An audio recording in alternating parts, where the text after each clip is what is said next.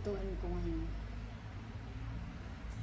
Bali, ang lulutuin ko lang naman is dinner for my eldest son.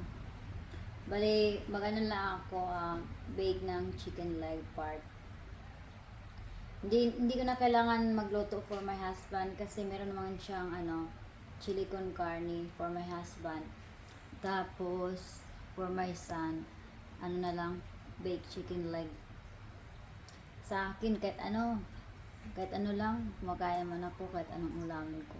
Pag daytime, pag ako lang dito, tsaka my daughter Sofia, kung ano yung makikita ko sa ref, yun lang yung kinakain ko. Hindi na ako nagluluto pa kung ano-ano dyan. Parang lang, snack kunti. Kasi kahit kanong ulamin, kahit ano pa yan dyan, bagoong man, tuyo, or magprito ng talong. Kahit anong ulam dyan sa ref, kumakain naman ako. Pero pag dinner, kailangan ko talaga magluto. Kasi gutom na gutom yan sila. Yung asawa ko, anak ko. Tapos kailangan syempre kailangan healthy yung kinakain ni Pia. Kailangan magluto talaga ako ng hapunan. Kaya marami akong niluluto paghapon. Pero kung ako lang, kahit ano pa yan dyan, kahit ano pa yung ulam dyan, kakainin ko. So syempre, uwian na nila paghapon, kailangan ko magluto. Ang gagawin ko lang sa leg part, lagyan ko siya ng olive oil, at tapos yung powder na paprika powder. Tapos tomato paste, tapos salt, paminta, tapos i-bake. Yun lang. Paghapon, late na yan umuwi yung anak ko kasi yan sila after school, may football, Monday. Iba-iba kasing activity na ginagawa niya after school. May swimming, may ping pong, football, gano'n. Pag weekend, gano'n din.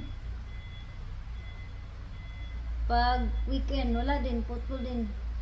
Kaya alam nyo ba, pag nag-uusap-usap kami, yung dinner lang. Pag nag-uwi na sila, doon lang kami nag-usap-usap lahat sa table.